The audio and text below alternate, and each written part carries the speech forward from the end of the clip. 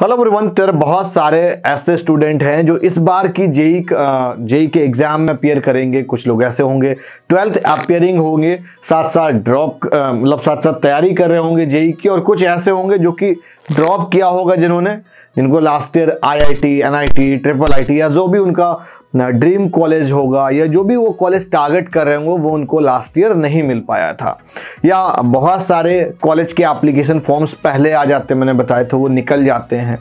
तो आज की इस वीडियो में हम लोग बात करेंगे शिव नादर यूनिवर्सिटी दादरी गाजियाबाद में लोकेटेड है, डीम्ड टू यूनिवर्सिटी है और एक बहुत अच्छी यूनिवर्सिटी है जिसकी एवरेज प्लेसमेंट 12 LPA बता रहे हैं ये लोग। और कंसिस्टेंटली जितना मैं देख रहा हूं, जब से ये यूनिवर्सिटी स्टैब्लिश्ड हुआ है पिछले लास्ट 5-6 ईयर से कंसिस्टेंटली ग्रो होता जा रहा है और बहुत अच्छा इसका फीडबैक आ रहा है।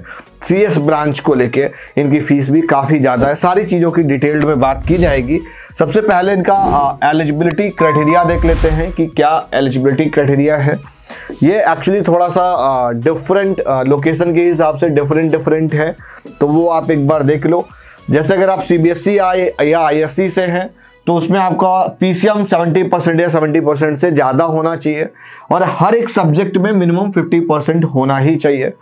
और दूसरा चीज़, आंध्र प्रदेश में, कर्नाटक में या आपने NIOS बोर्ड से अगर 12th कर रखा है, या उड़ीसा, तमिलनाडु या तेलंगाना, या इट्स मीन की अगर आप किसी साउथ के स्टेट से आते हैं या आपने ओपन स्कूलिंग से 10+2 कर रखा है तो उस केस में PCM 75% से ऊपर होना चाहिए। दूसरी चीज़, आपका किसी भी सब्जेक्ट में 50% से कम नहीं होना चाहिए। उसके बाद में असम, गोवा, गुजरात, हरियाणा, हिमाचल प्रदेश, केरल, मध्य प्रदेश, मणिपुर, मेघालय, नागालैंड, पंजाब, इन सब के लिए 65% का क्राइटेरिया 10+2 में दे रखा है PCM को लेके। और बाकी अगर वो सारे सब्जेक्ट की बात करें तो यार 50% से कम नहीं होना चाहिए। उसके बाद Bihar, Chhattisgarh, Jammu and Kashmir, west Bengal, Mizoram, Rajasthan, Tripura, UP board जैसे हम लोग यहाँ उत्तर प्रदेश में होता है, ऐसे हर एक जो भी स्टेट बोर्ड है, ये स्टेट बोर्ड की बात की जा रही है। ऐसा नहीं है कि आप CBSE बोर्ड से हो और आप उत्तराखंड से हो तो उसमें आपका ये क्राइटेरिया क्वालिफाई होगा। ये स्टेट बोर्ड के नाम है जिनको हम सिर्फ स्टेट के नेम ले रहे हैं, वो स्टेट के नेम है। इन सारे स्टेट में 60% अगर होगा PCM तो आप एलिजिबल होंगे, आप इजिली पार्टिसिपेट कर पाएंगे। तो ये कुछ डिफरेंट एलिजिबिलिटी क्राइटेरिया थे। अगर आप मोड ऑफ एडमिशन पे जाना चाह रहे हो तो देखो, इसके सिंपली 2 मोड ऑफ एडमिशन है।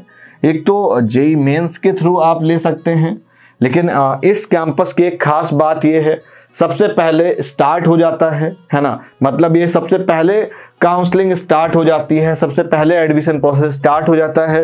बिकॉज कैंपस भी अच्छा है तो जल्दी से इसकी सीट्स भी फुल हो जाती हैं और बहुत ज़्यादा डिमांड रहती है। और ब्रांचेस कौन कौन सी अवेलेबल है वो आपको दिख रही है स्क्रीन पे, लेकिन सबको CS चाहिए होती है तो दिन CS के लिए प्लान आउट करेंगे। यहाँ पे देखो, आप जेई मेन 2022 और 2023 के लिए यहाँ पे अप्रोच आउट कर सकते हैं डायरेक्ट एडमिशन प्रोसेस के थ्रू। अदरवाइज SNU SAT देना पड़ेगा आपको। हाँ, अब जो भी लोग SNU SAT अप्लाई करेंगे तो उनके एप्लीकेशन फॉर्म आ चुके हैं, है ना। इंपॉर्टेंट डेट्स ये हैं कि आपको अभी जो फर्स्ट राउंड है वो आपका 5 दिसंबर से ओपन हो चुका है, 31 मार्च तक रहेगा।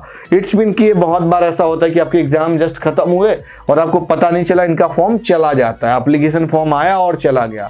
उसके साथ साथ इनका स्कॉलरशिप प्रोग्राम भी है। जो अच्छे स्टूडेंट हैं तो उनमें स्कॉलरशिप प्रोग्राम फॉलो होता है, तो उनको स्कॉलरशिप मिलती भी है। फीस में डिस्काउंट मिल जाता है। 4 लाख रुपीज़ फीस CS की है।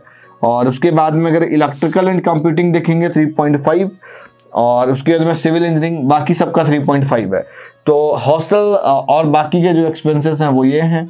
तो ईयरली आपका यार 5 लाख रुपीस पर ईयर के अप्रोक्स तो लेके चलो ही चलो। तो अब आपका ये एडमिशन प्रोसेस वाला पार्ट कंप्लीट हो गया, है ना। अगर SNU SAT देना है, अगर आपको CS में चाहिए तो जल्दी से अप्लाई करो, जल्दी से मिल जाएगा। कम कंपटीशन होगी, कम दिक्कतें आएंगी। अदरवाइज बाद में प्रॉब्लम ज़्यादा आती है, बाद में सीटें कम रहती हैं, तो इसलिए आप पहले से अप्लाई करोगे तो आपको बेनिफिट मिल जाएगा।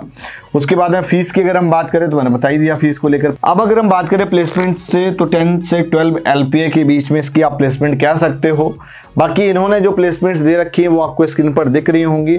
अब अगर आप एवरेज सैलरी की बात करोगे तो 12.46 है, मीडियन सैलरी की बात करोगे आप 11.77 है, हाईएस्ट सैलरी पैकेज की जो ऑफर्ड हुआ है वो 58.09 है, और उसमें से 50% जो भी स्टूडेंट मतलब जो टॉप 50% होंगे उनकी एवरेज सैलरी 17.12 जा रही है यार। उसके बाद में टॉप 20 की अगर आप देखोगे 22.52 एवरेज प्लेसमेंट जा रही है। जो टॉप बच्चे जो प्लेस्ड हुए होंगे ये उनके लिए था। 50% का भी अगर आप देखोगे, अगर आप इस 50% में आ जाते हो, इट्स मीन कि आपकी 17 LPA या 15 LPA आपका लग रहा होगा पैकेज, ठीक है। तो ये आपकी बात प्लेसमेंट की हो गई। उसके बाद में एक बड़ा इंपॉर्टेंट चीज़ है कि देन भाई हम SNU सेट के लिए क्यों अप्लाई करेंगे, तो इस पर एक वीडियो हम अलग से बनाएंगे।